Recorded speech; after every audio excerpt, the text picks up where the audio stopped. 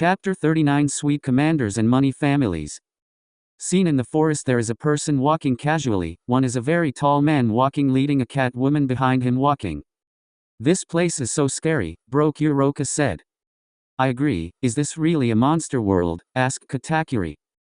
They were walking through a very dark forest, adding more time to the night so that it added a very gripping atmosphere. Kuroka felt a little scared while Katakuri didn't look afraid at all. Are you afraid? Asked Katakuri. No, how about you? Kuroka asked back. No, I'm not afraid at all, said Katakuri. They then passed a river which seemed to be very different from a river as usual. The river was black like something mixed inside. Don't drink this water is poison, said Katakuri. I know, where there is a black river, Kuroka said. Katakuri then just paused to see the river water. From before they just walked around the forest that looked like a dead forest. They hadn't seen anyone other than a monster, so this was the name of the monster world. Then let's continue our journey, said Katakuri. Kuroka nodded with a smile. The two of them resumed their journey. They were assigned to the monster's world to pick up something quite important that Office instructed. Katakuri received an order from Office because he saved her. She had absolutely no problem in orders like this. After all, he really wanted to travel around the world quite a lot. Race here. Hey look, I saw a village, Kuroka shouted. Katakuri then was shocked to find it strange to see a village in the world of monsters like this. Katakuri and Kuroka then headed to the village to think that they seemed to be able to have good information. I thought seeing the village from the window seemed like there was a protector made of wood. So are we heading to the village? Kuroka asked to make sure. Yes, we can find information from the residents in the village, said Katakuri. Katakuri and Kuroka were confused to see that village seemed to be trying to protect them from something that didn't seem to be able to enter. Hey, this village is weird, bro, Kuroka said. Yes, it looks like the residents there are protecting themselves from something, said Katakuri. Katakuri and Kuroka were already in front of the gate in the village. They wondered if they jumped to enter or just broke right away. Are we just breaking through? Kuroka asked. No, I don't want to find a small problem with the residents in this village, said Katakuri. Katakuri then looked up that there seemed to be a monitoring tower in the village. Katakuri thought that he should look friendly. Hey, is there anyone inside? Shouted Katakuri, calling out to the people in the village. Katakuri and Kuroka then heard a sound that was like running inside the village, as in the village it seemed panicked about something very dangerous. Oh, it seems they are panicking. I think it's because of your creepy voice, bro, Kuroka said mockingly. Katakuri then just looked annoyed at Kuroka's words. The two members of the Chaos Brigade then saw the wall above them. There were people who seemed to be carrying weapons like arrows and spears. Who are you? What do you want to do with this village? Shouted one of them. Take it easy, we will not hurt you, I just want to ask a few things, said Katakuri, trying to be friendly. Not. I know that you want to take one of us from the order of the damn king, right? One of the residents in the village shouted. Katakuri and Kuroka only looked confused by the words of one of the residents, what they mean about taking and the king. This really makes Kuroka quite interested. I don't know what you are talking about, we just want to ask something, said Katakuri. Don't try to fool us, one of them then jumped a spear at Katakuri. Katakuri, who saw it, then just paused to let the spear hit him. The spear then even passed Katakuri's body because he hung his stomach so that the spear only passed through his body. Ha, even though I've been friendly, said Katakuri, sighing. Maybe because the clothes are so creepy, Kuroka said. It is true, Katakuri's clothes look more sinister than before. His clothes are not too different from his old clothes. He wears black leather shirt, long skins, and of course his scarf. Wow, what is that? His body is hollow. He is a monster, said the residents, seeing Katakuri. Katakuri just looks calm to see them look shocked by the power of his devil fruit. Katakuri then sighs resignedly. Well, there's no more, good lord, said Katakuri. So we'll break it. Well, Kuroka said. Katakuri then gets ready to destroy the gate. Katakuri then raises his hand. Block Mochi. Kata Katakuri. Katakuri's hands are then black and shaped like a box. Katakuri then hits the gate so that the gate is then destroyed. Katakuri's haki is stronger than Luffy's because it mixes with the devil's fruit. All residents in the village were shocked to see this. They really did not know what they were fighting. Katakuri then entered the village to see inside. Inside the village there were quite a few men, women and children. Mothers then bring their children to hide.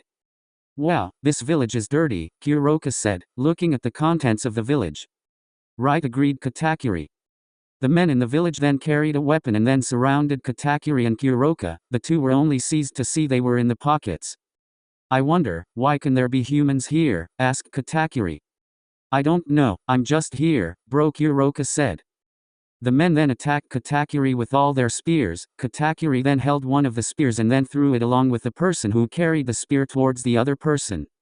Do we have to kill these people? Kuroka asked. I don't think so, because these people seem to only protect themselves, said Katakuri. Wow, you have a good heart, bro, Kuroka said. Katakuri just stopped responding to Kuroka. The other residents then attacked Kuroka using their spears. Kuroka easily dodged the spear attack and then hit the spear's owner until he fainted. Attack them, shouted the residents. Katakuri and Kuroka fight back the attacks of the citizens. It is not difficult for them to defeat them without killing them. They can kill them and it makes it faster, but they don't want. All the residents were then defeated. Only the women there who seemed scared because they could not fight and see the men had been defeated very easily. My mother is afraid, said one child. Katakuri just pauses to see all of them who have been lying helpless because they have already fought it. Katakuri then looked at one of the men and then lifted it by holding his shirt collar. Hey, I told you I don't want to make a problem, said Katakuri, slightly angry. Please don't hurt women and children, said the man. Katakuri then looks at the children and women. They all look scared to see him and Kuroka. Katakuri then released the man so that the man fell down to the ground. I will not hurt you, I just want to ask, Katakuri said. Ask what? The man asked fearfully. About an object, said Katakuri. Katakuri and Kuroka are now sitting in a house. They are hearing a word from one of the young men in the village who knows what they are looking for. Oh, so the item is held by the king here, asked Katakuri. Right, said the young man. Is the king here a human? Kuroka asked. No, he is a monster, a vicious monster, said the young man. Katakuri now thinks whether he should go to the king and ask for the item or take it by force. Kuroka was seen playing with the children in the village. The children in the village looked no longer afraid of Kuroka. Katakuri just sighed at the cat girl's behavior. She was friendly with the children. Katakuri then looked at the young man again. So where is the king? Katakuri asked. He's on top of that hill, said the young man, who then looked up a hill high enough. Oh, thank you. Why is your village a wall that surrounds your village? Katakuri asked. The young man then only looked sad at the words of Katakuri. Katakuri was just surprised at the reaction of the young man. We made a wall in our village because every day the monsters attacked us, so we had to make this wall, said the young man. Katakuri thinks that this is not his business. He must look for objects that are ordered by office. Besides, they seem to be able to take care of themselves. Then we go, said Katakuri. Katakuri then looked at Kuroka, who was still playing with the children, seen a child holding Kuroka's cat ears and tail. Kuroka isn't too bothered with that. Hey cat girl, it's time we go, said Katakuri. Well, said Kuroka. Do you want to go? One of the children asked. Yes, sorry, I must immediately do something, said Kuroka. The children then feel sad because the person who entertained them will leave. Kuroka then headed towards Katakuri to immediately go to a hill designated by the young man. Don't you feel sorry for them? Kuroka asked. Katakuri only looked silent at Kuroka's words. He did not comment on Kuroka's question. Kuroka only looked smiling to see the man just silent. After walking long enough, they then saw that there were goblins who wanted to attack them again. Be careful, there are still a lot of monster coming, said Katakuri. Relax, I can take care of them myself, Kuroka said. Kuroka then saw that there were several goblins who would attack her. Kuroka was only seen dodging the goblins' attack, and then he pulled out her magic and attacked the goblins. You see, isn't it, said Kuroka. It's up to you. Katakuri only looked calm against the goblins because the goblin was not an appropriate opponent for Katakuri. They then saw the goblins all die. There was nothing left of them. The two then continued their journey. The two of them then saw a cave beside them. Hey, I saw a cave, Kuroka said. Katakuri then looked at the cave. Do you want to check in the cave? Kuroka asked. I feel there are some people inside there, said Katakuri. Is it a human? Kuroka asked.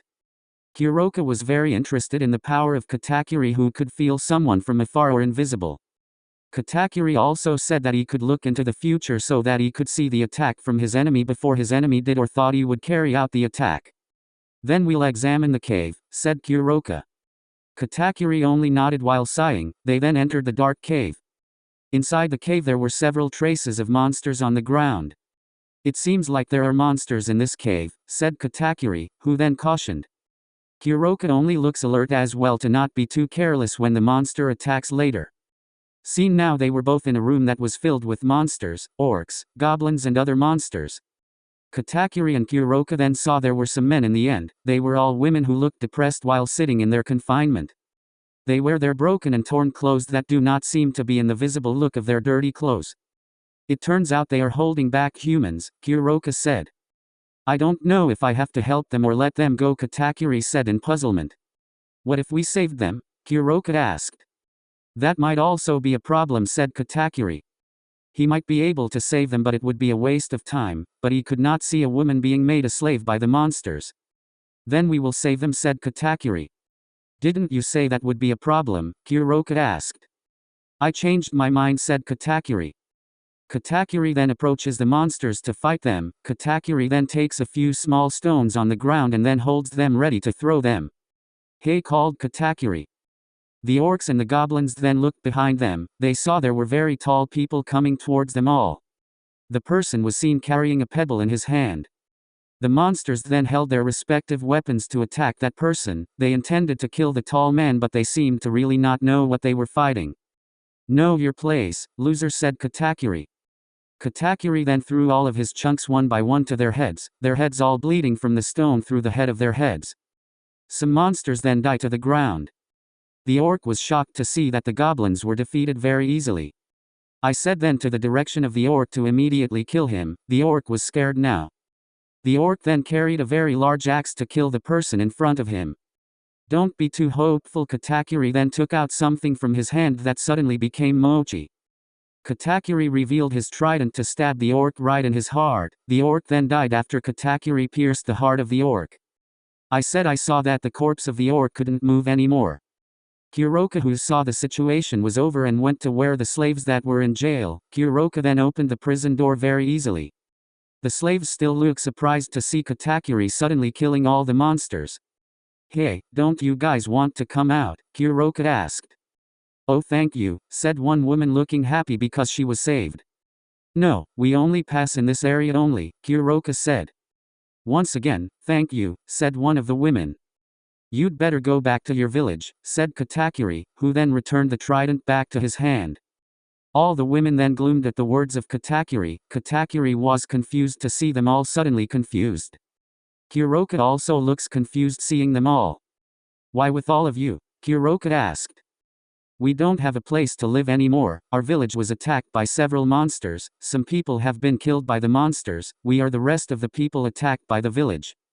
Now we don't know where we should stay, said one of the women. Kuroka only looks sorry for them because now they don't have a place to live, plus they have lost a lot of families now. Katakuri just sighed at their terrible story. Then you wait here, said Katakuri. Kuroka then was shocked to hear the words from Katakuri, who arbitrarily told someone to wait.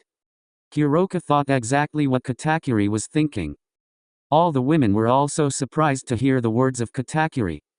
Why did you tell them to wait here? Kuroka asked. We will pick them up later. Now we have to go to the hill to get the items we are looking for, Katakuri said.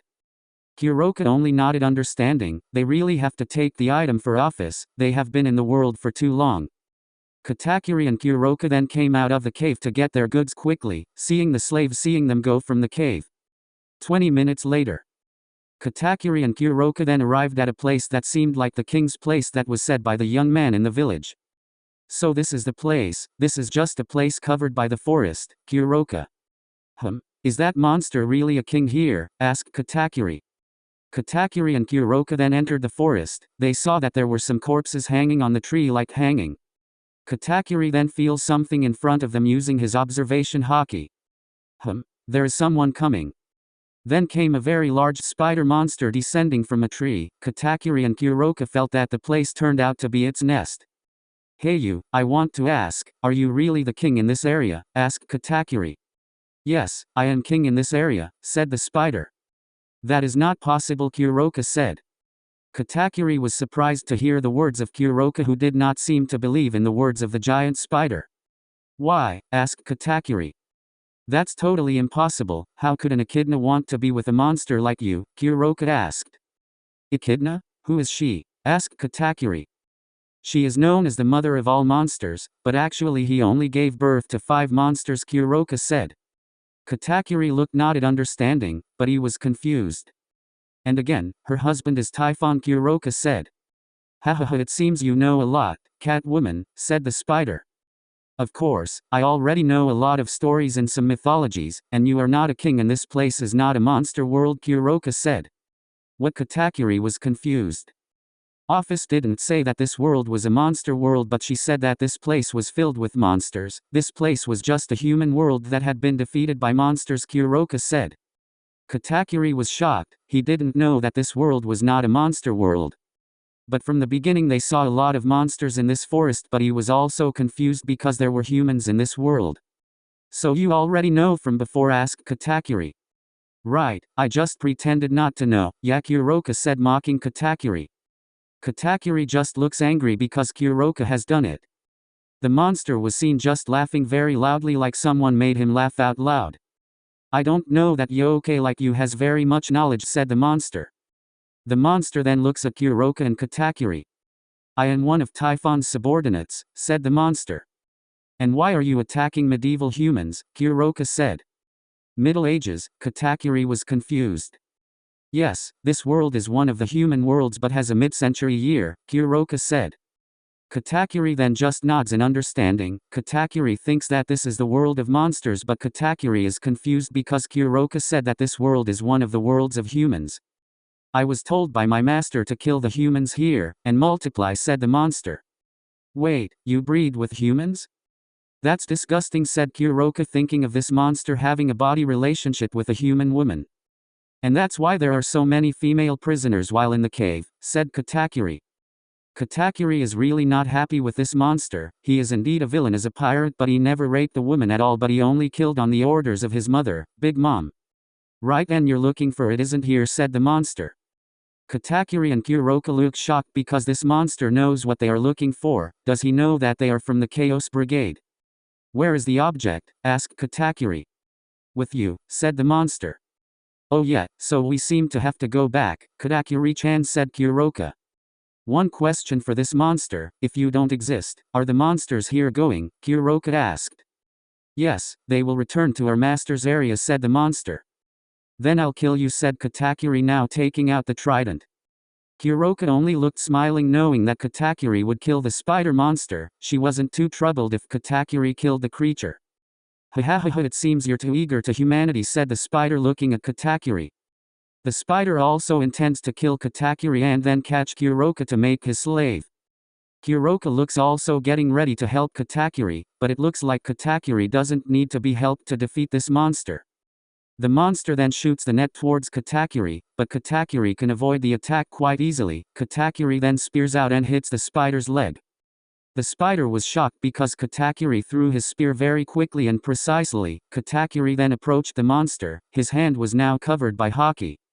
Katakuri then hit the monster very strongly. The monster then bounced back very quickly and it looked like he was in pain because of Katakuri's very strong blow. Didn't get there. Katakuri then took the trident again and directed it towards the monster. Mochitsuki. Teriak Katakuri. Katakuri's hand looked twisted and then he stabbed in the front very quickly and strongly. The spider tried to avoid, but it was seen that his right stomach was hit by the attack, so that his right stomach looked like it was cut. Damn, what's with this human? He's so strong, thought the monster. Katakuri then walked towards the monster, who was now helpless because his right stomach had been eroded because of his very fast attack. It is also seen that Katakuri's former attack has shredded some trees very easily. This is your end, said Katakuri. Wait, don't kill me, I can give you something, so don't kill me, said the monster. Sorry, I don't need what you have. Katakuri then used the trident and stabbed the monster's stomach until he died. Katakuri then walks back towards Kuroka, who looks quite entertained by that short fight. Honestly, she is also shocked to see Katakuri's fight that looks more into a strategic attitude. It turns out he's just an ordinary monster. What's the king? Kuroka sneered at the spider monster. Never mind, let's go back, said Katakuri. Good, bro, Kuroka said, then followed Katakuri from behind. Now seen returning to the village the first time Kuroka and Katakuri were, they looked confused because the monsters seemed to look scared and confused because of something. They are like talking to each other and they are like fear. What's with them? Asked one of the residents. I don't know, but it seems they are scared. They then saw the monsters running back into the forest. This made them confused because this was very rare and strange. One of the residents then saw from a distance there were several people walking towards them. They were all confused because they were all like humans and they were pretty much. Hey, aren't these two people attacking our village? Right. They were all shocked to see Katakuri and Kuroka returning with several women. The women seemed to be happy to see the surviving village. Katakuri and Kuroka would be sitting in a resident's house, now seen as the slaves were seen being watched by women. They've heard his explanation from Kuroka explaining that they are slaves. So, please, we will accept it gladly, said one of the residents. Kuroka is seen smiling happily because everything is finally fine, but it seems like she and Katakuri will be scolded by office because they can't carry the item. Katakuri was seen sitting in a chair waiting for Kuroka to finish chatting and playing with the children in the village, while he just sat waiting for it to end. Katakuri then saw that there was a woman he saved running towards him wearing better clothes and neat giving of residence. I just want to say thank you, said the woman. Katakuri looks just looking at the woman, she looks surprised at seeing her savior. He was a pretty horrible man with such dress. Never mind, you don't need to be like that, said Katakuri coldly. So what's your name? Asked the woman. You don't need to know, Katakuri said coldly. Oh come on, tell me your name, said the woman. Okay, my name is Katakuri, Katakuri said irritably. Oh, nice to meet you, Katakuri, said the woman. The woman then looked behind her to see that she was being appalled by her friends. The woman then returned to see Katakuri. Oh yes, my friends also say thank you, said the woman. Kuroka then went to Katakuri after saying goodbye to the children and residents. Katakuri then knows that it's time to return. Okay, it's time to go back, Katakuri-chan, Kuroka said. Katakuri only nodded understanding. Kuroka then saw the woman kindly. See you, my greetings to your friends, Kuroka said. Katakuri and Kuroka then went to their place. The residents and women they saved just waved for their departure. Kuroka then saw Katakuri, who just walked casually regardless of them. Kuroka just smiled seeing Katakuri just being cold like that. It turns out you're good too, said Kuroka. Katakuri then looks at Kuroka, who says something quite strange. What do you mean? Asked Katakuri. Yes, I know, if you intentionally want to kill the monster so that the other monsters are scared and return to their real king's place, said Kuroka. Katakuri just paused to hear the words from Kuroka. And that makes this country safe again, and the residents in the village who are separated can live peacefully, bro, Kuroka said. Katakuri just paused. Kuroka was seen smiling at the man in front of her. She never met any man who was so nice but cold. In Ayano house. Seen now, Ayano is bathing in the bathroom thinking whether Luffy and the others have come home. Ayano then finishes bathing and then wears a towel to cover his body. Ayano then decides to head to Luffy's room to see if they have returned. They always come back without telling her. Alice was already on Luffy's door to open it. Ayano then opened Luffy's door and looked inside Luffy's room. Seen on Luffy's mattress, he was seen sleeping in a large blanket. Ayano sighed thinking that it must be Rias with the fallen angels who were sleeping with Luffy. Ayano then approached the mattress to wake Luffy and the others. Ayano felt that their numbers seemed to increase. Out of curiosity, Ayano opened the blanket and saw them. Ayano was surprised because he saw an adult woman sleeping, Luffy hugging on the right. The woman has silver hair. Who is she? Asked Ayano seeing the new woman. Ayano then saw everyone on the bed who seemed to go to sleep. Ayano felt annoyed to see them not yet awake. Hey, wake up, shouted Ayano. Everyone on the bed then woke up in shock at the sound of people shouting. Ria sees who is yelling and looks sullen at disturbing their sleep. What's up, Ayano? Rias asked. It's already morning. We have to go to school immediately, said Ayano. Ayano then saw the new woman also woke up still rubbing her eyes and then saw her. Who is she? Asked the woman pointing Ayano. It's precisely I who must say that, said Ayano angrily. Relax Ayano, she is Evelina, the mother of Lulu, Ria said. Oh, her mother, wait, Lulu's mother, Ayano shouted, realizing. Right, I'm Evelina Eveline, greetings, said Evelina politely. Ayano just gaping doesn't believe that this woman is Lulu's mother, the woman in front of her is so sexy and beautiful. She doesn't seem to wear any clothes at the moment, Ayano wonders with a woman who likes to sleep without any clothes. Ayano then looks at Luffy who is still sleeping. Luffy, Ayano then kicked Luffy until he was thrown from the bed and fell. What is this? Why is it so noisy? Lulu also sleeps with her father and mother. Lulu then saw that her mother was awake. Good morning, Mama said Lulu. Good morning Lulu, said Evelina. Lulu then saw her father being seen sleeping on the floor. The three fallen angels also woke up and saw all that was happening. It seems like Ayano-sama really doesn't like Luffy-sama having many women nearby, said Midelt. What are you saying? Ayano then looked at Midelt with a sharp look. Midelt was then frightened when she looked at Ayano's very angry eyes. She had said something very forbidden to Ayano. Kalorner and Rainer were seen just sighing resignedly to see the Midelt who would be beaten by Ayano. You have to explain all this, said Ayano, staring at everyone there. Ayano then looked at Evelina. Especially you, said Ayano pointing at Evelina. Well, I'll explain everything, Ayano said, Evelina smiling. 15 minutes later. Seen now everyone in the house was sitting at the dining table. Luffy sat next to Riaz and Evelina. Evelina was holding Lulu who was eating vegetables. Everyone stared at Evelina with a sharp look. Well, I'll start telling my story to meet my dear, said Evelina. All the girls there looked annoyed when Evelina said she loved Luffy. Luffy was seen eating a food that contained meat. Hey, can you stop calling Luffy as dear, Riaz shouted. Why? We are family, said Evelina in a mocking tone. All the girls there were really upset with the words from Evelina. Evelina looked proud of her words. Yes indeed, Evelina already has a child with Luffy, so they have become a family. Quickly tell us your past, Rainer said furiously. Well, do you want to hear the story of my past? Asked Evelina. Riaz and the others seemed uninterested, but they seemed really interested in the story of Evelyn's past. All right if you force, said Ayano. Actually I didn't force, said Evelina. All right. Tell the time, shouted all the girls there except Lulu, who was shocked to hear that all the girls shouted there. Luffy was also surprised to hear that. Then Luffy continued to eat the food. Well, I'm starting. This story is told by my mother, said Evelina. Flashback. Seen now there is a large and magnificent palace. The palace is located in Underworld. Inside the palace, precisely in a room, there is a beautiful woman who just gave birth to a daughter. Seen a few servants were tidying up the bed and some delivery equipment. The woman was seen holding her child. What name would you give her, ma'am? Asked one of the servants. Evelina Eveline, said the woman. Wow, a beautiful name, said one of the servants. Congratulations Mrs. Elena, said one of the servants. The woman saw the girl happily. The woman was not like an ordinary woman. She had long silver hair the same as her daughter, had a nice body, and she had purple eyes. So you gave birth?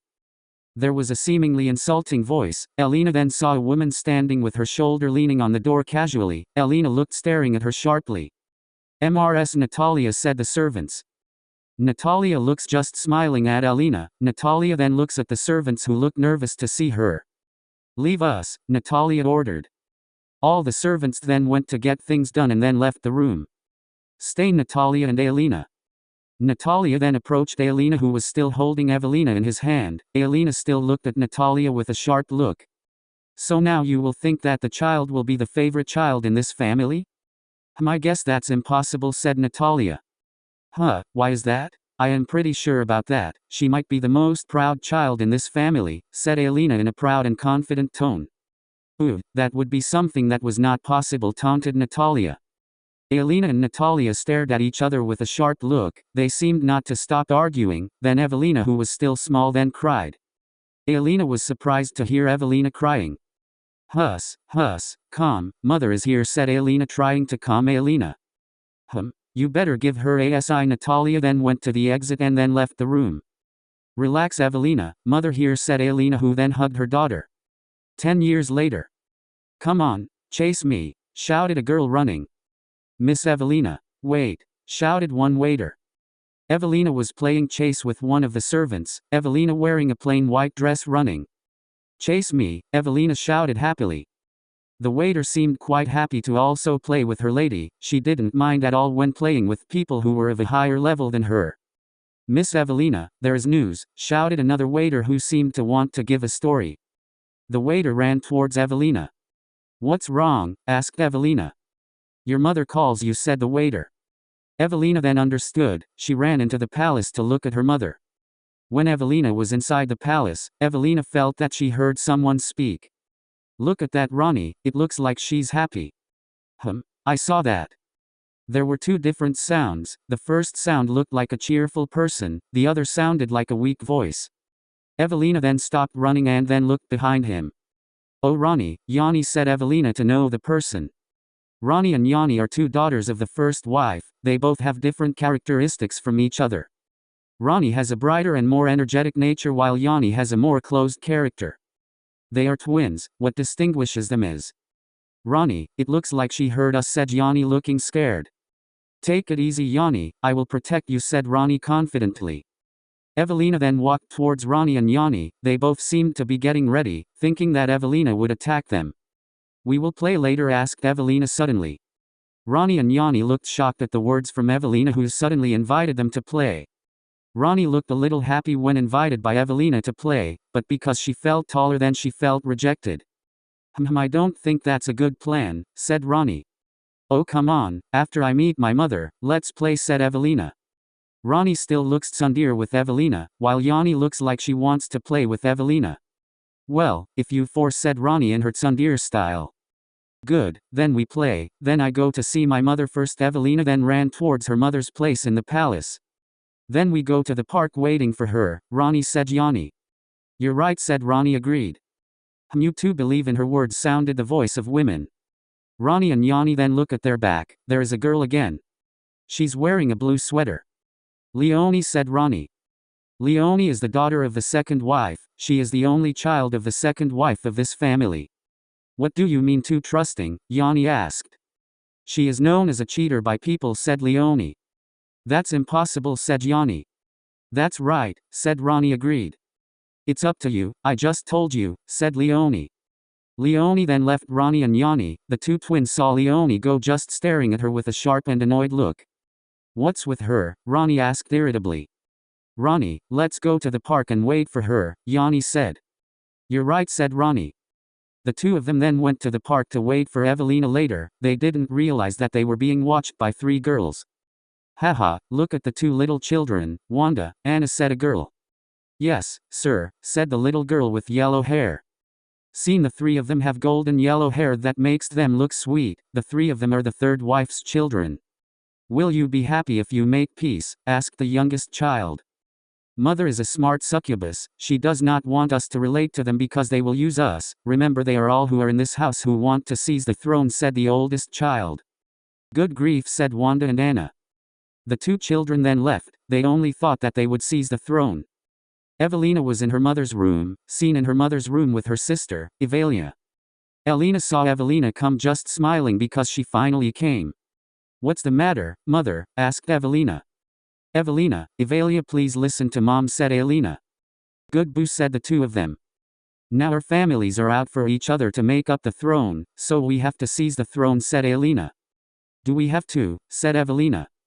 Yes, of course, if one of them succeeds in seizing the throne, then she can drive us from here, said Elena.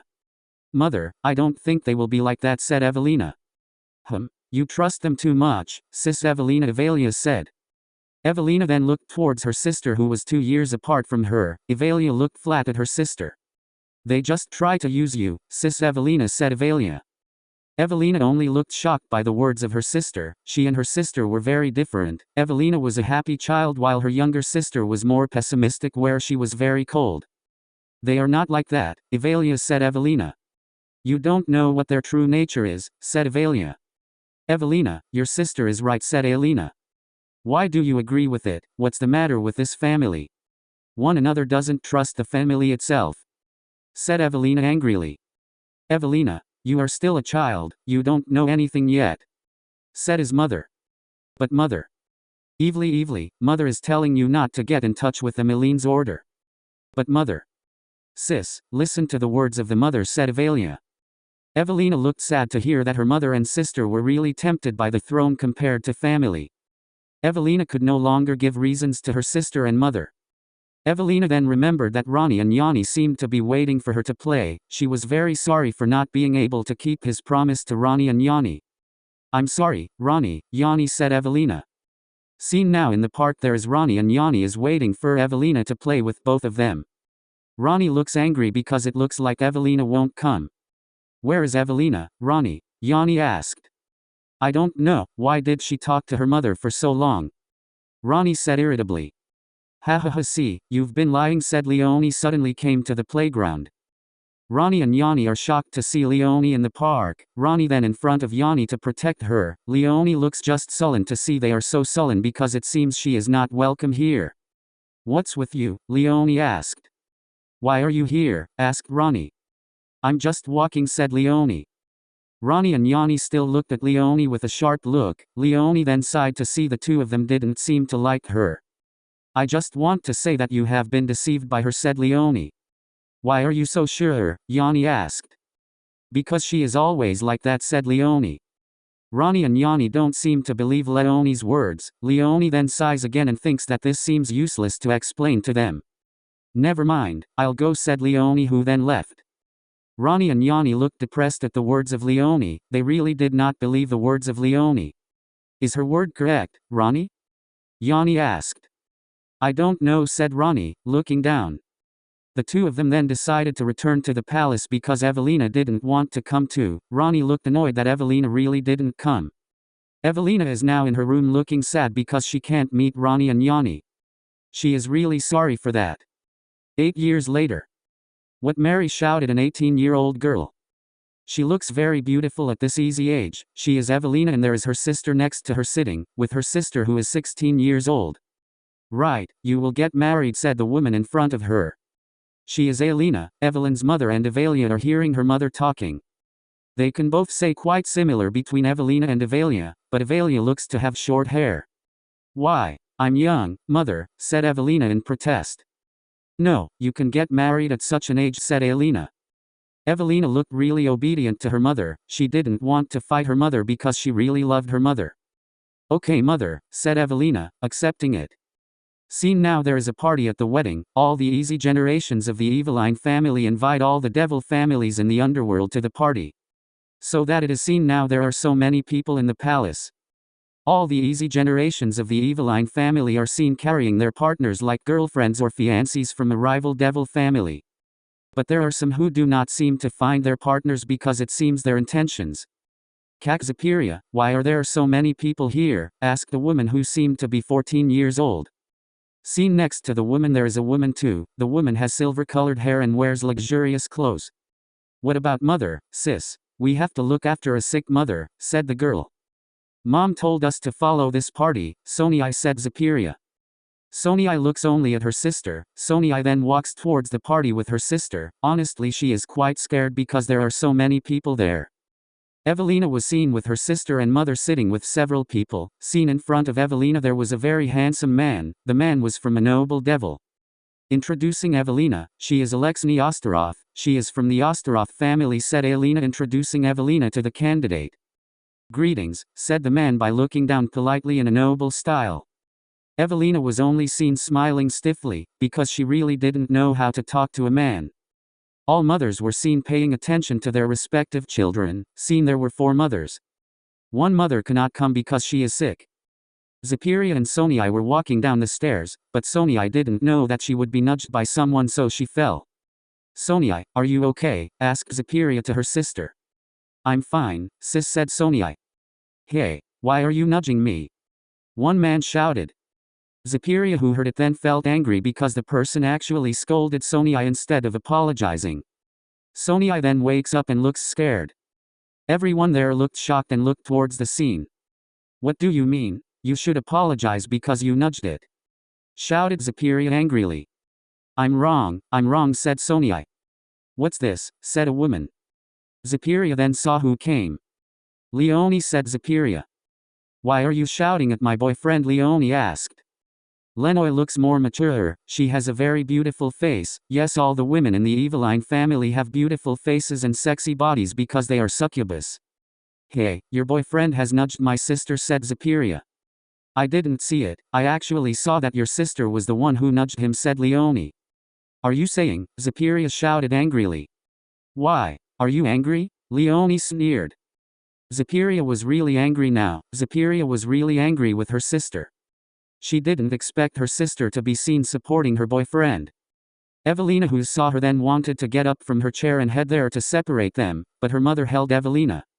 No, Evelina, you just stay here, said Evelina. But boo. Listen to the word mother, said Evelina. Evelina then sat down and looked moody. Everyone there really paid attention to this incident. Two sisters looked at each other. So what do you want? Leonie sneered. Let's fight. If you lose you have to apologize, said Zapiria. Leonie looks just smiling. Zapiria thinks that she will clearly win because she was trained by her mother, while Zapiria and Sonia have never been trained because it seems their mother never has time for them. Okay, I'll accept, said Leonie. Ronnie and Yanni seemed interested in this, along with three other sisters who sat near them. Evelina didn't seem to know what to do, she was really worried about this incident. Chapter 40 Decision. Underworld. Scene in the underworld, people are gathering like watching something. Scene, there are two women who seem to be fighting each other. Scene, Sonia looks worried about her sister, Zapiria looks like she will fight against her sister, Leonie. Leonie was seen smiling at Zapiria. You will not be able to defeat me, you know that I have been trained by father, whereas you have never been trained by father at all, taunted Leonie. Zapiria only looked angry because the words from Leonie were true. She had never been trained or played with her father, was only busy with her other sisters. So Zapiria and Sonia were seen abandoned by their own father. Okay, I'll start first, said Zapiria. Go ahead, said Leonie. Zapiria then pulled out her wings and then flew towards Leonie. Leonie seemed to be silent while smiling. Leonie then avoids Zapiria's attack, but Zapiria doesn't get there, then tries to kick Leonie. Leonie then avoided it by looking down. You're still too weak, Leonie said. Leonie then kicked Zapiria, but Zapiria could fend off the attack, but she bounced backward. Zapiria then took out her magic, fire magic. Feel this, said Zapiria, who then shot a very large fireball. The viewers were just shocked to see the fireball, they then just nodded in understanding with magic power from the Evelina family members. She is too reckless, said a woman in the palace watching the match. The woman was seen in her late 20s, she was with another woman in the room while watching the match. I hate saying it, but you're right, said the woman next to her. Don't have a high ego, Natalia, said the woman. I say it like that because she is my daughter, said Natalia. Natalia then looks at the woman next to her who has the same age as she seems. She is the third Tasha Evelina wife. I know that she is your daughter and I know that she is the winner. After all, the people we love will never accept the two illegitimate children, said Tasha. Natalia looked smiling and nodded in agreement with Tasha's words. Natalia also taught her daughter again, so Leonie really was her beloved child and the head of the family. Leonie, who saw the fireball, just smiled and then raised her hand and then took out the dark element. The dark element then ate Zapiria's fire easily. Zapiria then did not remain silent, she then flew towards Leonie and had prepared her fiery punch. Leonie then holds Zapiria's punch with her hand. You're too easy to read, Leonie said. Zapiria was annoyed, she then kicked Leonie and succeeded, but it seemed Leonie actually seemed to disappear like black smoke which was boiled by the wind. Ha ha ha ha, it's so funny when you attack my shadow, said Leonie, who was behind Zapiria. Zapiria, who saw it later, was only more angry and annoyed because Leonie continued to play with her. Zapiria then pulls out a lot of fireballs and then throws them at Leonie. You have never studied at all, slow attacks. Leonie then avoided all the fireballs. It's too slow, Leonie said, dodging the fireball. But it was not expected that Zapiria was behind her and Zapiria wanted to hit her with one of her hands that had stronger fire power. Leonie then deflected the attack, but she bounced backward. She tried to hold himself back from hitting the tree behind him. Leonie managed to stop and smile because she seemed to be too demeaning to Zapiria. A good reflex, said Leonie. Shut up, I don't need your nonsense compliment. Huff huff. Zapiria seemed to be exhausted. You are physically weak because you never practiced because you were too busy taking care of that useless sister, Leone sneered. Shut up. You know nothing. A favorite child like you is only surrounded by people who think you are a special child, said Zapiria. I am special, Leone said with a proud smile. Zapiria just growled to hear the words from Leone, who were so arrogant. Zapiria then seemed to be flying towards Leone and wanted to attack her again, but this time Leone seemed to have a plan. You've lost, said Leone, who then took out the element of darkness once more and pointed it towards Zapiria. Zapiria then felt that there was something on it, and sure enough, there was a very large black skull that would hit Zapiria. Zapiria, who could not avoid it, was then hit by the attack and then bounced back and hit several trees. Sis Zapiria, Sonia then ran towards her sister who was hit by the attack. Leone looks smiling proudly because she can beat Zapiria and embarrass her. Leone then walked back to the palace where it was fast. Leone paused. Next time keep your brush to my future husband, you are just an illegitimate child here, Leone said, and then she left. Sonia is trying to cure her sister with her magic. The audience then left the place. They looked amazed by Leone's strength. Zapiria looked a little conscious and then looked towards Sonia. I'm fine, Sonia said. Zapiria. Don't move, I'll have a hard time healing you, said Sonia. Thank you, Zapiria said weakly. Zapiria then saw Leone now walking with her future husband. Zapiria was really angry and would never forgive Leone. You see, she won't be able to defeat my daughter, said Natalia proudly. I thought it would be like this, said Tasha. The two of them then left and returned to their place, the party. Sonia then embraces Zapiria, who is still injured. They decided to return to their homes. Their homes were not in the palace, they lived outside the palace with their sick mother. Can I help? Sonia and Zapiria then heard someone talking. They then saw Evelina there. What do you want? Asked Zapiria. I just want to help you, Zapiria, Sonia, said Evelina. I don't need your help, I don't need help from this family, said Zapiria. Sonia only thought about hearing her sister, she understood the feelings of her sister. The two of them have been dumped by the Evelina family when they were little. Their mothers are called people who want power and wealth from the Evelina family, but that is absolutely not true. Why do you really hate us? Evelina asked. Ask that to your mother and all the people in this family, Zapiria said coldly. Our mother told us to keep coming to this party even though she was sick. Our mother did not want us to not have a close relationship with our sister Sonia, said. But as you can see, they did not accept us at all, we were only illegitimate families for them, continued Zapiria. Evelina was really shocked to hear that. Both of them were really very unfortunate. They were never accepted in this family at all because their father had been married to have children secretly with devils in the underworld, ordinary devils. We excuse ourselves, sis Evelina said Sonia. The two of them then left the palace and headed for their house with an ordinary house. Evelina looked glum at them. What's with this family? Evelina said glumly. Sometime later Evelina was seen wearing a dress because this was her marriage to a noble devil in the underworld. Evelina sighed in resignation. Sis, it's time for marriage, said Evelina. Evelina then heads to the exit and then walks down the hall to their wedding. Evelina looked out the window where there seemed to be many guests arriving. But this is different from ordinary marriage because some of her sisters will also get married. Evelina then saw someone who seemed to call her. Evelina knew the person. Evelina, I have to excuse me first, I missed something in my room, Evelina said. Evelina looked at her sister. Evelina looked sweaty because she was gazed at by Evelina. Okay, but you must hurry, said Evelina. Okay. Evelina then went to her room. Evelina then headed to a fast place first. She did not believe that her sister had left something in her room, but he had to go to the party right now. Seen in Evelyn's room an open window, it turns out Evelina came out of the window and headed to the person who called her. That person was a young woman wearing ordinary clothes. She was Evelyn's friend since childhood in the underworld. What's up, Ani? Evelina asked. Are you really going to get married? Asked Ani. Yes, as you can see, I will marry a devil noble, Evelina said. Wow, that's great, it's very lucky if you can marry a noble devil. Even lower class devils are very rarely married to noble devils. We are only lower class devils, said Ani happily because her friend would marry.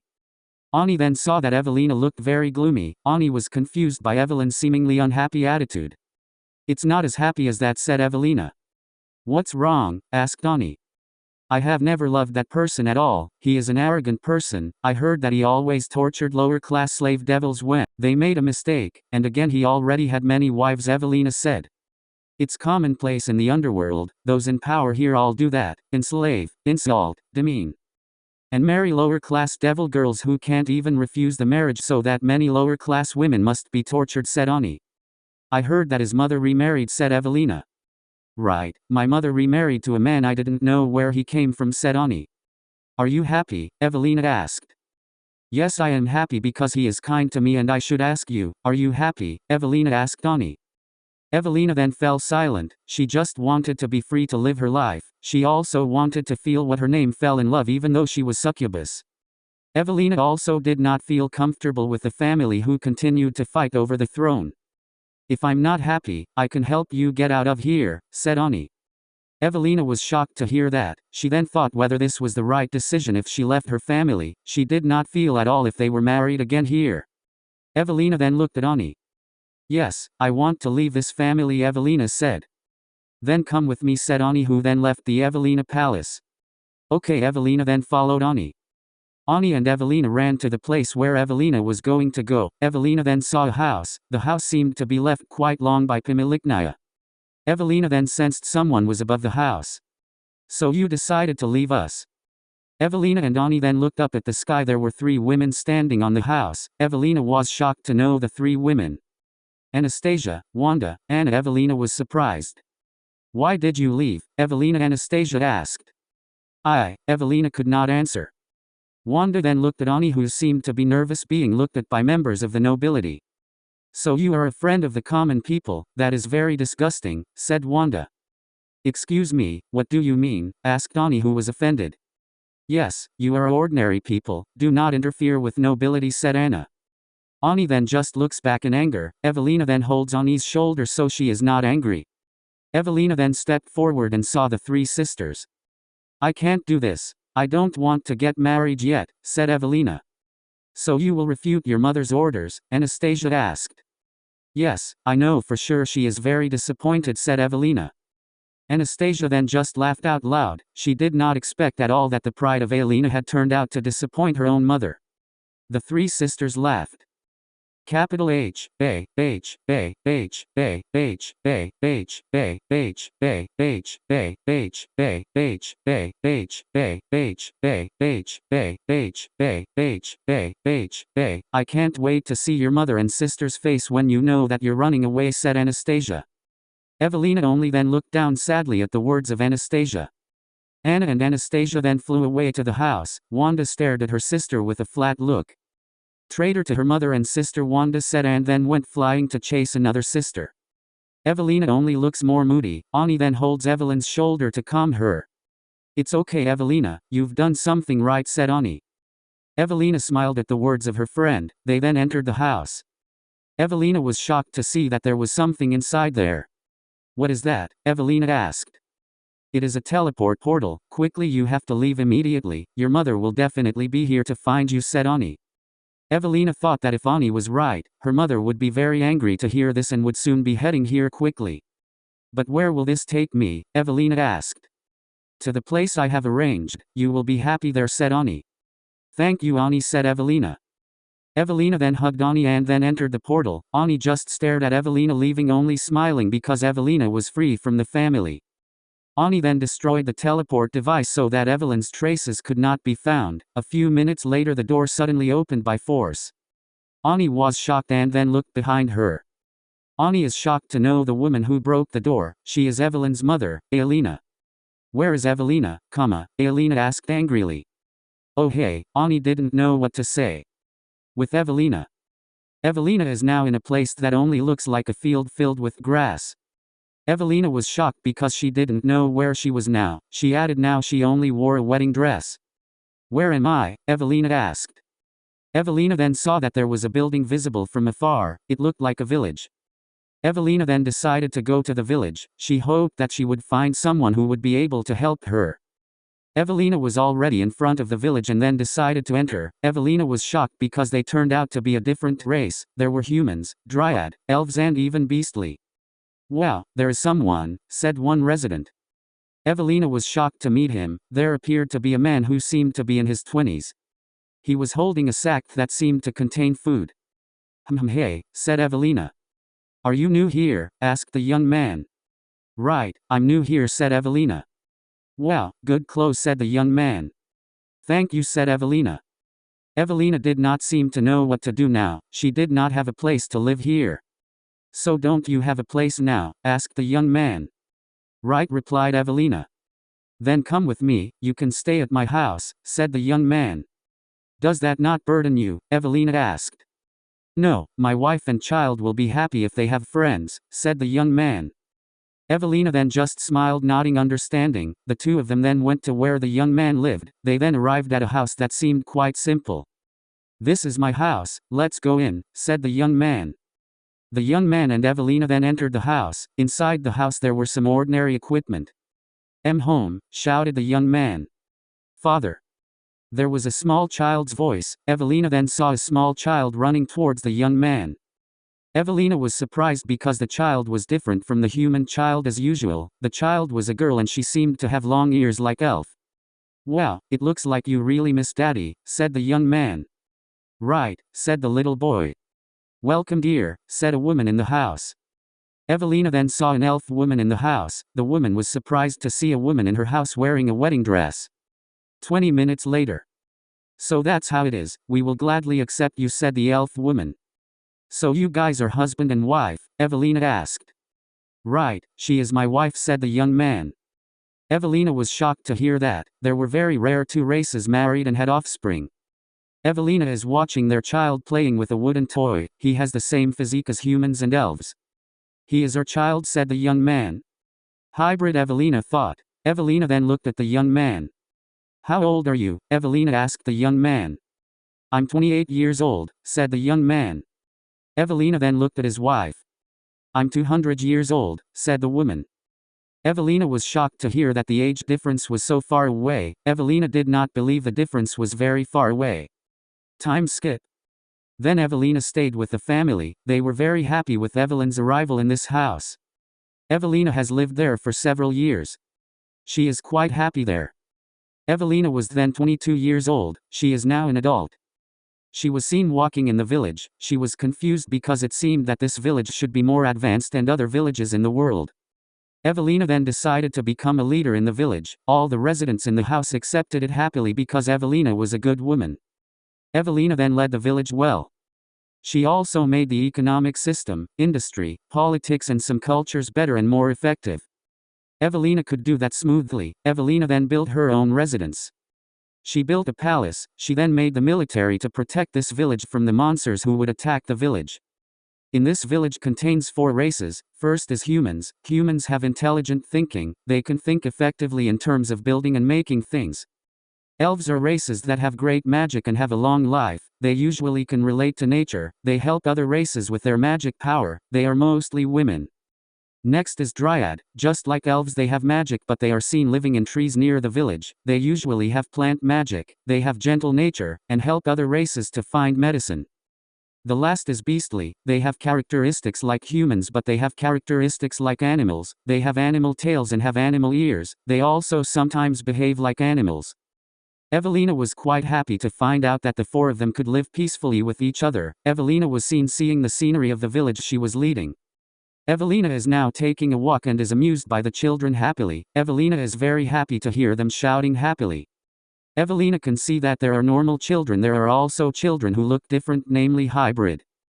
Evelina was quite shocked because there were hybrid children. Hybrid had children born from 2 different races. They usually had the same characteristics as their parents and had strength like them.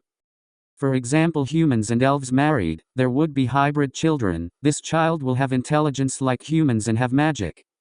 If Dryad and Beastly mate will have children who have strong magic and instincts. No matter if they are different, they are very welcome here. The population also doesn't really mind this. A few years later the village became a city and later became a country. Evelina named its country with Evland. The country accepted all races with open arms. Evelina really managed to become a good queen in the country. Evelina then heard that the soldier who was traveling was attacked. Who would attack us? Evelina asked one of the soldiers. Tiamat, said the soldier. Then I'll go there, said Evelina. Evelina then flew towards where her soldiers had attacked. Evelina hoped that if the soldiers were fine and there were no casualties, Evelina flew very fast. Evelina then saw that her soldiers were falling unconscious on the ground. She could see that there was a woman stepping on one of her soldiers. "Who sent you into my territory without permission?" asked the woman who had dragon wings. The soldier seemed to be unable to do anything else, because he had been injured and his opponent was one of the high races, namely the dragon. Tiamat looked really angry because this soldier entered her territory. Tiamat then felt someone was going to attack her, and truly there were several fireballs which then headed towards Tiamat. Tiamat then avoided the fireball and thought that she would hit the soldier that. Tiamat was shocked because the fireball was chasing her. Tiamat had never seen any magic power that could chase an opponent. Tiamat then used her fire as well and then fired it with fire. An explosion occurred. Tiamat then flew and landed on one of the trees and saw who attacked it. "Who are you?" Tiamat asked. It was seen that a silver-haired woman was flying looking at Tiamat. She was wearing black clothes, she had purple wings. She seemed to be staring at Tiamat with a smile. "Why did you attack my soldiers?" Evelina asked. "They entered my territory without permission," said Tiamat. Evelina then saw the head of his soldier who was seen unconscious. Evelina was surprised because all of her soldiers were alive. Didn't the woman in front of her kill her? "Hey, who are you?" Evelina asked. "Reply first, my friendship," shouted Tiamat. "Oh, I'm sorry, my name is Evelina." Evelina said, introducing herself. Tiamat looked confused hearing Evelyn's strange name. Tiamat then wanted to ask, "Is that your family name?" Tiamat asked. "Right, wait, you don't know the Evelyn surname?" Evelina was surprised. "Yes, I don't know," Tiamat said honestly. Evelina then looked at Tiamat in disbelief, then Evelina seemed to want to hold back laughter at the words of Tiamat. Tiamat looked confused by Evelina because she suddenly laughed. "Why are you laughing?" asked Tiamat irritably. "I was just surprised because you turned out to have little knowledge," said Evelina. "Diamka," snapped Tiamat. Evelina then stopped laughing and then looked at Tiamat. "Sorry if my soldiers have passed through your territory without permission," Evelina said politely. Tiamat was surprised to see this woman in front of her. She apologized politely. This is very strange because there is no way for a leader who now doesn't even want to hear their mistakes, but this time she sees a woman who sincerely apologizes. "TCH, I still don't accept, I'll fight you," shouted Tiamat. Evelina was shocked to hear that. Evelina then stared at Tiamat with a frown. "Why did you suddenly challenge me?" Evelina asked. "I just want to fight you," said Tiamat. Evelina looked surprised by the words of Tiamat, who suddenly challenged her for no apparent reason. Evelina then smiled understanding.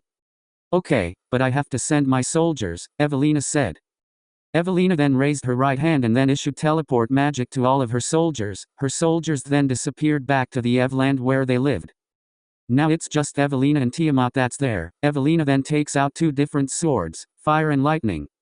Tiamat was shocked to see it. She can issue two different elemental weapons. Surprised Tiamat. Don't feel great first." Tiamat then pulled out a spear with a water element. "Go ahead," Tiamat said with a smile. Evelina also smiled and then Evelina flew towards Tiamat very quickly. Tiamat was shocked to see the speed of the woman flying. Evelina then used her sword to attack Tiamat, but Tiamat blocked it easily. "You're pretty good too," said Tiamat. "You too," said Evelina. The two of them then clashed and attacked here and there without stopping. Tiamat flew back but Evelina chased after her. Tiamat continued to block Evelyn's attacks quite easily. Evelina then saw that it seemed more Shyamite. "I feel your magic energy is increasing," said Evelina. "Oh, you know it, it's good, means you're not an arbitrary opponent," Tiamat said.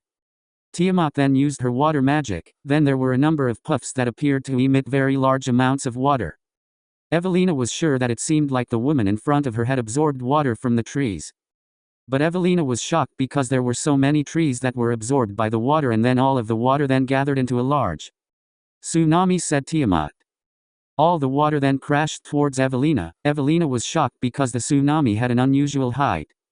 Evelina then flew up to avoid the tsunami, but it was seen that Tiamat knew that she would fly up. Tiamat then hit Evelina using her spear, but Evelina easily deflected the attack. Evelina then took out her magic. Fire arrows, then there was a fire shaped towards Tiamat. Tiamat avoided and deflected all the attacks. Tiamat was shocked because suddenly there was Evelina behind her. Thunder, blast, said Evelina. Then there was a shot of lightning towards Tiamat, but Tiamat avoided the attack by using her elemental magic. Earth, shield. It was seen that there was a ground that suddenly shaped like a shield and then protected Tiamat from the attack, but the shield was destroyed because Evelyn's attack was so strong.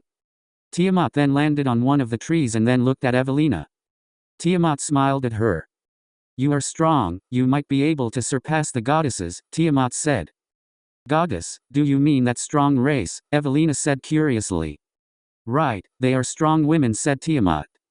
Tiamat then flew again to attack again. They then continued to attack each other without stopping. They were shocked to feel something. What's this? Evelina asked, feeling that the energy around them was suddenly unstable. Tiamat seemed to feel it. Both of them then saw that there was a very wide hole sucking the area around them. Tiamat could avoid the hole flying while Evelina seemed unable to avoid it and then entered the hole. Tiamat just looks confused about what happened. She then looks around and doesn't find Evelina. Where is she? Tiamat asked. With Evelina. Evelina looked unconscious and then woke up. She saw a nearby area. Evelina saw now she was in a forest. Evelina really didn't know how she was here. Where am I? Evelina asked. Evelina then decided to go around the forest. She saw lots of wild animals, but they did not attack Evelina because they looked scared. Evelina then found a river. Because she felt her body dirty and felt miserable, she decided to take a shower. Evelina then took off all her clothes and then soaked in the river. She felt very refreshed. Evelina didn't mind if someone would see her. It turns out that the succubus is still on. I feel that my magic energy is gone. I can't go home without magic, Evelina said, staring at the night sky. Evelina could see the stars in the night sky, so beautiful they were. Evelina is thinking about the fate of her family. Are they okay? Evelina then heard a voice like a moving bush. Evelina then got ready to attack if it turned out to be a monster. Then something came out of the bush. I'll catch you. Then came out a little boy from the bush. The little boy was chasing a butterfly. The little boy has the features of black hair, wearing a white shirt, and he wears blue-colored pants. Evelina was shocked because there were children in the forest like this, especially at night like this. Evelina then stopped the magic because she saw that it was only a child. The little boy then looked at Evelina and was shocked because there was a woman here. The boy looked confused and surprised because a woman was here. What are you doing here? Evelina asked sweetly towards the boy. I'm chasing a butterfly, said the child. What's your name? Evelina asked. I'm Monkey D. Luffy, said the boy. Evelina smiled at the boy's cute name. Evelina then realized that she was naked and wondered if the child was lusting. It seems that Luffy is just picking his nose at something. Evelina then held back laughter looking at the boy's face. Evelina then wondered if this child was lost. Are you lost? Evelina asked. No, Luffy looked confused to explain to Evelina. So you really got lost, said Evelina. Luffy looks confused to admit it. Evelina just chuckles to see Luffy, who is so innocent. Then I'll take you home, Evelina said. Evelina then stands up and streams and then heads towards her clothes and then wears them. Evelina then headed towards Luffy. Where do you live? Evelina asked. I live in the village, Luffy said, then pointed to the south. Evelina looked confused to hear it, but she also believed. Evelina then took out her wings to fly and reached the village quickly. Luffy is shocked to see that the woman in front of him can pull out a strange wing. Luffy's eyes looked bright and bright seeing him.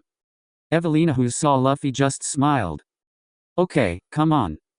Evelina then carried Luffy in front. Luffy could feel both of her breasts hit the back of his head. Luffy doesn't seem to mind.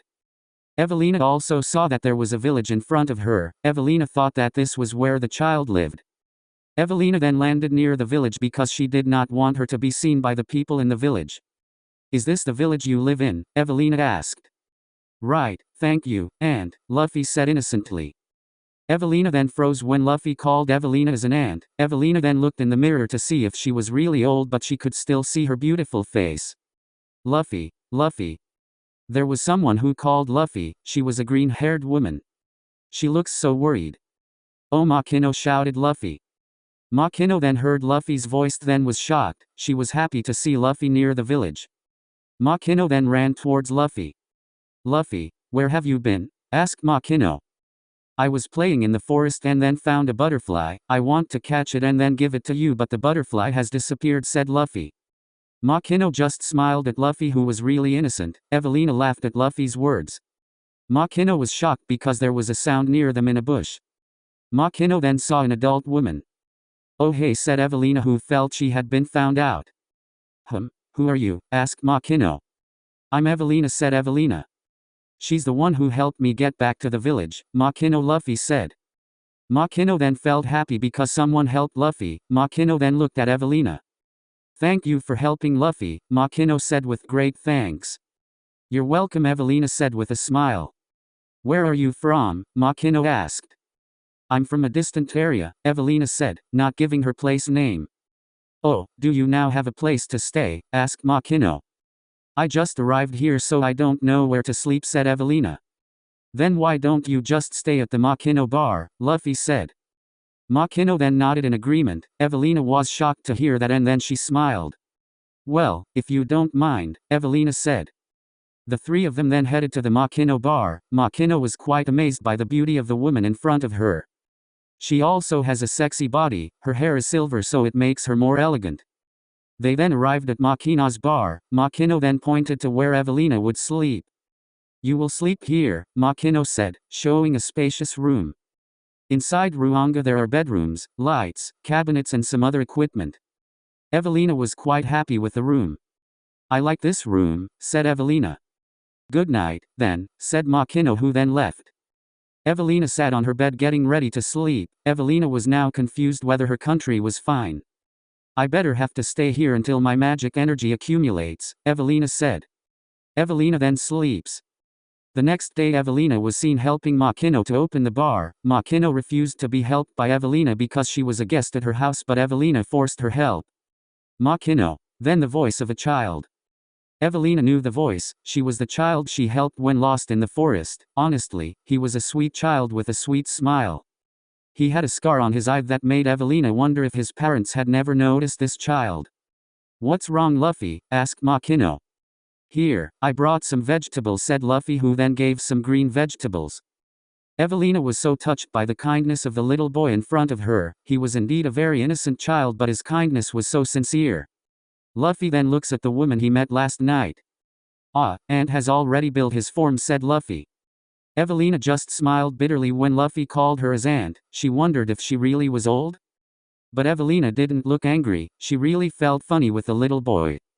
A few days later, Evelina had so much magic energy that she might be able to go home, but she did not know whether she could pass through the dimensional gap. Evelina decides to stay temporarily. Evelina then learns that Luffy has a grandfather. He is a deputy Navy admiral. Evelina is quite shocked to hear Luffy's grandfather's position. But Luffy rarely met his grandfather because of his many grandfathers busy work. Evelina could understand that. Evelina then decided to play with Luffy. Luffy was really happy because he could play very excitedly.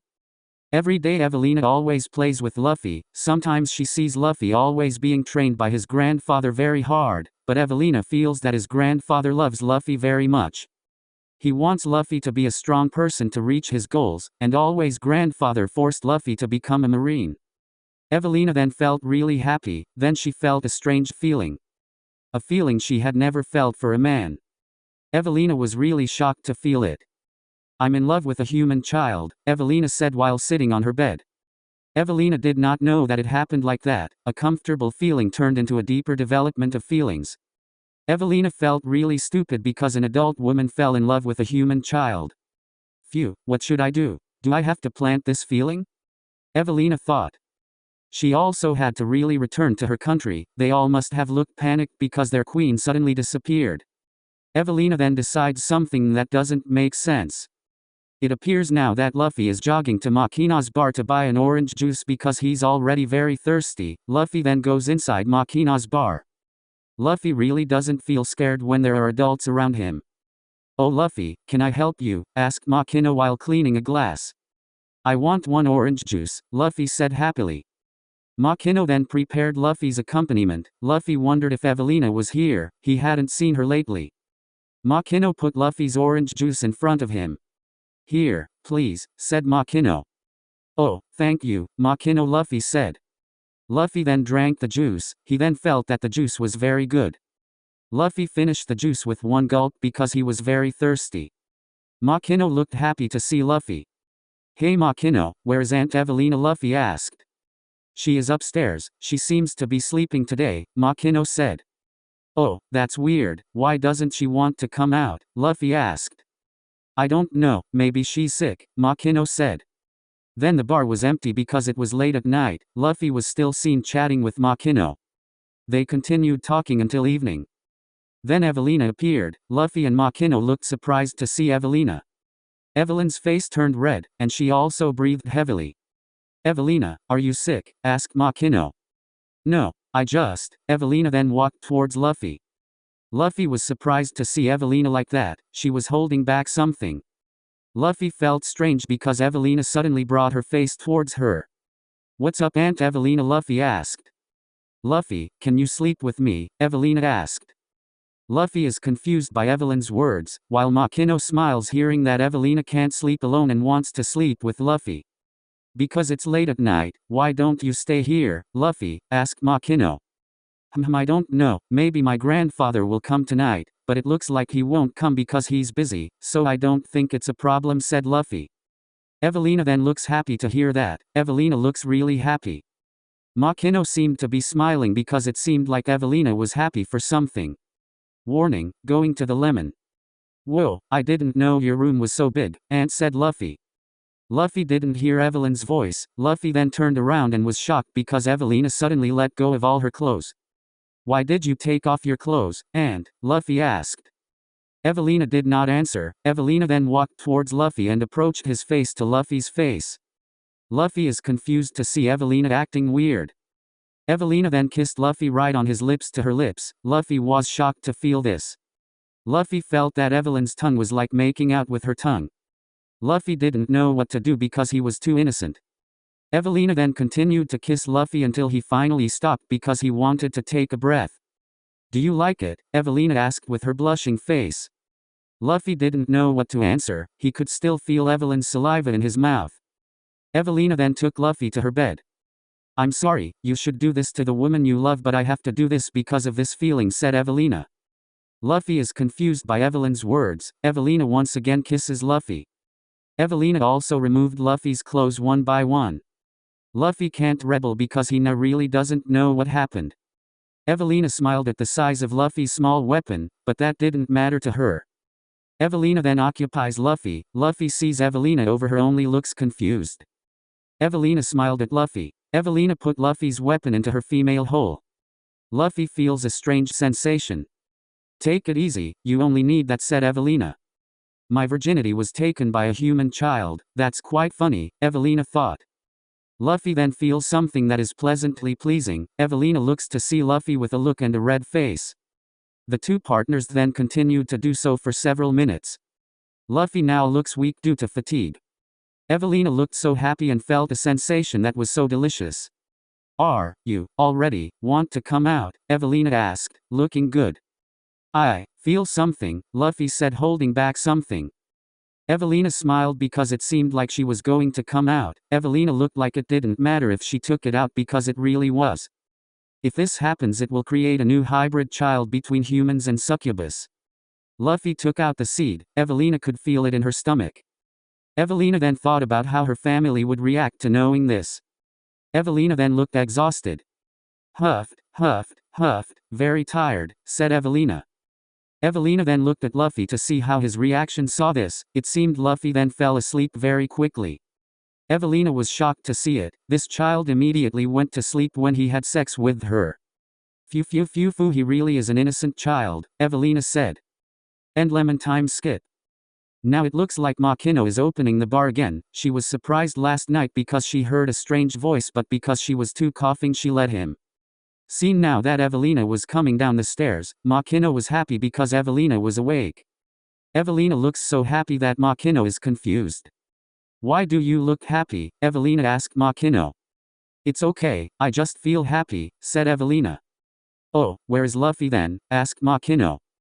"He is still sleeping, it looks like he was very sleepy last night," Evelina said.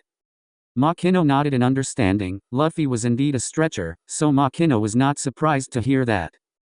Makino called Evelina. Yes, Evelina. I'll go home, said Evelina. Makino was shocked to hear that. Evelina had already decided to go home. Makino looked sad because she seemed to be alone again. Sorry, I really have to go home soon, said Evelina. Evelina must immediately return to Evland. All right, it's okay, now, Makino asked. Right, I'll leave now, Evelina said. Are you not going to tell Luffy? Asked Makino. You'd better know it, I don't want to disturb his sleep. Okay, wait, I'll make you stock, Makino said. Makino then went to the kitchen and made something for Evelina. Evelina accepted the lunch with a friendly smile. Evelina then is at the exit. It was nice to meet you, Makino said Evelina. It was nice to meet you, Evelina, Makino said.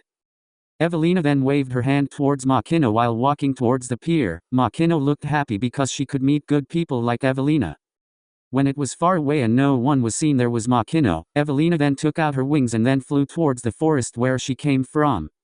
Evelina is already where she appears. Okay, I have to focus. Evelina then focuses and seems to create a portal. This is difficult because it has to be a portal to another dimension. Evelina was then happy because finally she could make the portal. Evelina turned around and saw the village of Fusa where Luffy lived. She hoped that she would meet him again. Evelina then entered the portal to go home. Evelina could see the dimensional space like when she was stranded.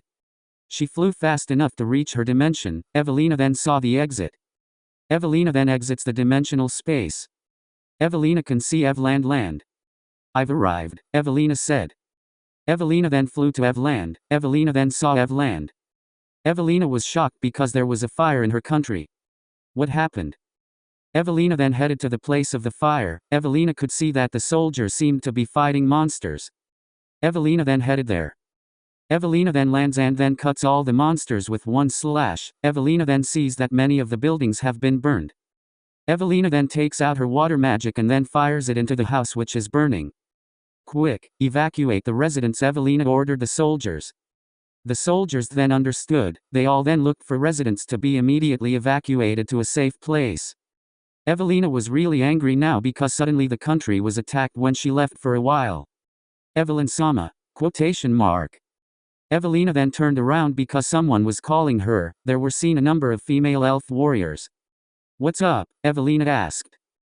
They attacked one of the residents' houses. It looks like the chairman of this attack was there, said one of the female elves. The house was matched by her mother and one daughter. They were succubus, continued another female elf. Evelina was shocked to hear that there was a succubus in her country besides her. Evelina wondered how long she had left. Sorry if we accept them without your aim, Evelyn-sama said elf woman.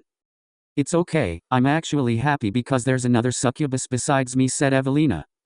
Evelina then flew to find the house that was attacked. Evelina then saw from above a man carrying a woman. Evelina was shocked because the woman was naked. Evelina also saw a little girl who seemed to be trying to save her. But because the man is more physically strong, he can hit the little girl. Evelina then gets angry and then goes down. Everyone there is shocked to see Evelina suddenly coming down from the sky. So you came, said the person wearing dark armor.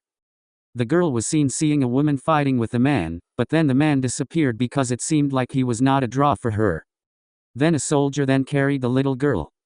It seems now that the little girl is in a room that is quite large. She is asleep on a king-sized bed. The little girl then wakes up. She looks confused where she is now. Mother, said the little girl, who then got up from her bed and then ran to the exit. When I wanted to open the exit, the little girl was surprised because the exit was opened by someone. She is an adult woman. She looks 20 years old. Hello, you're awake, said Evelina.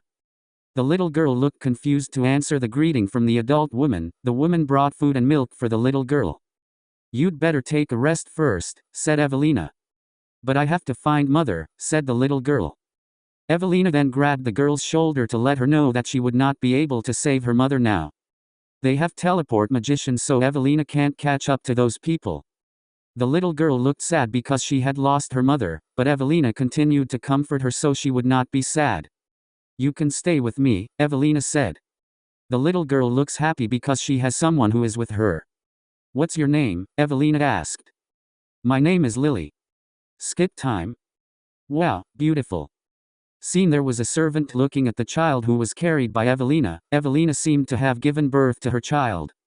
Evelina looks so happy, the child is a woman. What name will you give? Asked one of the servants. Evelina then thought of what name she would give to her daughter. She remembered that her father's first letter was L. His name is Monkey D. Lulu Eveline, said Evelina. The waiters were quite shocked to hear that long enough name. They were confused because they did not know the name.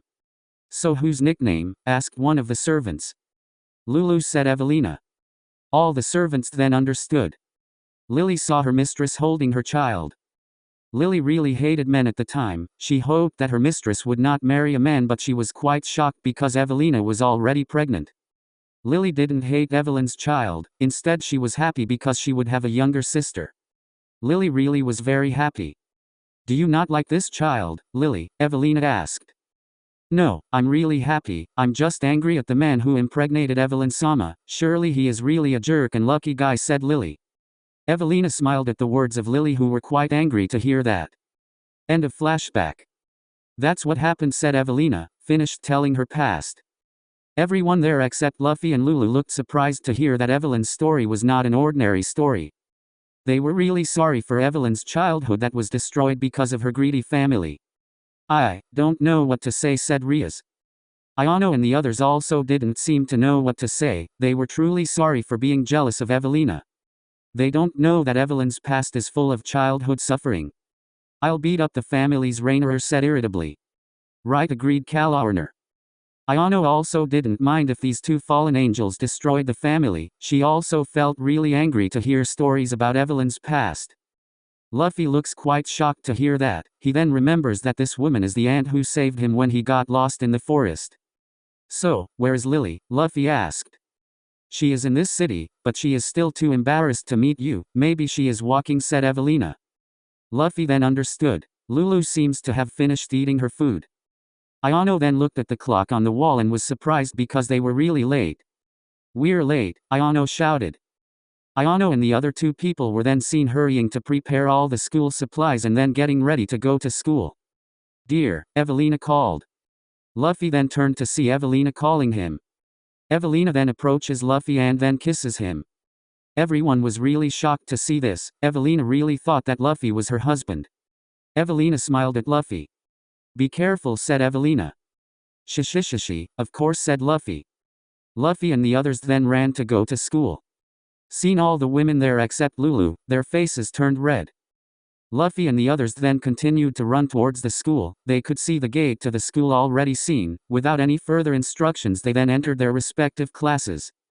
Luffy and Rias were relieved that they could arrive before their teacher entered their class. Then a teacher entered the classroom. Luffy, without being told, fell asleep immediately. After that, Luffy, Rias and the peerage then headed to the occult research site to start their activities, but they were shocked because someone was sitting in Rias's chair. Why oh, how are you, Straw Hat Boy, said the man. That person is Azazel. Looks like Azazel is sitting casually on Rias's chair. What are you doing here? Asked Rias. I was asked by Sir Zetches to be your teacher, said Azazel. Teacher? Everyone was confused. Right, I will train you so that you can become stronger, Azazel said confidently. Rias and her peerage seemed to sigh in resignation. Luffy looks at Azazel's hand that looks still intact. Uncle, your hands are fine, Luffy asked. Oh, this is my surrogate hand. Azazel's hands then changed shape and then suddenly flew like a rocket. Everyone was really shocked to see it, except Luffy, who looked really amazed. So, from now on you have to fight harder, Azazel said casually. Rias looks annoyed at Azazel's feeling of being more powerful, but it can't be helped. This is a request from her brother. Rias and the others then heard a knock on the door. Rias then opens the door and sees who is knocking on the door. It appears that Sona and Zoro are knocking. Oh Sona, what's up? Asked Rias. There is something I want to talk to you about, Rias, said Sona. Rias feels that if Sona is being serious this time. Rias then lets Sona and Zoro enter the club to talk. Sona was surprised because there was Azazel inside Rias's club, but Rias explained everything. Sona then understands. In another class, there were some people who seemed to see a beautiful woman standing in front of them. The woman is wearing a teacher's attire. She wears glasses. She looks sexy and beautiful. All the male students there seemed to bleed on their noses to see this. She is a new teacher at this academy, said one of the teachers who introduced her. Introduce yourself, said the teacher. Hello, I'm a new teacher here, my name is Lilith, said the teacher, bowing politely. All male students cheered with joy. Lilith seemed to smile kindly to the students in the class. At night. Seen now in downtown Kao, there is a woman walking, she looks alone and thinks of something. The woman walked in downtown Kao at night, she was Lily. Why did Evelyn-sama even meet that person and leave me? Lily said irritably. Lily seemed to be taking a walk before meeting Luffy. When Lily passed through the crowd, she then accidentally hit someone so that the person fell. Feeling guilty, Lily then helped the person stand up, and it turned out that someone was wearing a black jacket with a lid on it. Lily then apologized. Sorry, I accidentally hit you, said Lily. It's okay, said the woman. Where do you want to be? Look very hurriedly. Lily asked. I'm new here, can you show me the address of this apartment? Asked the woman. Lily then looked at the address designated by the woman and smiled because she knew the address. I know this address, said Lily. Then, can you take me? Asked the woman. Sure, answered Lily. Thank you. Lily and the woman then walked to the address. Lily saw that it seemed like this woman had the same characteristics as she did. Lily could feel something familiar from this woman. What's your name? The woman asked. Oh, I'm Lily, said Lily, acquainted. Greetings, Lily, I'm Sonia, said the woman. Lily looks smiling because the woman's name sounds very nice. Seen in one of the tall buildings in Kao, there was someone standing. She was a woman who was seen wearing a kimono and looked red and white. The woman looked at the city of Kao with a smile because the city was very beautiful. So this is the city of Kao, now I have to stay looking for the child carrying the destruction, said the woman, who then flew at a very fast speed. In the park of the city, at that night. In the city park of Kao, it seemed very quiet, no one passed through the place. Then a black energy appeared in the park, then a man who wore a mask and a black robe came out. Where is that weird boy? Said the man. The man then walked in the park to find someone. Continued. End of chapter 40.